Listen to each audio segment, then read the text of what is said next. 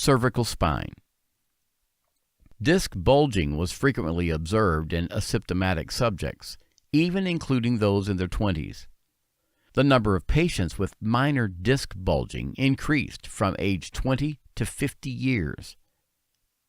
Most subjects presented with disc bulging, 87.6%, which significantly increased with age in terms of frequency, severity, and number of levels. Even most subjects in their 20s had bulging discs, with 73.3% and 78% of males and females, respectively.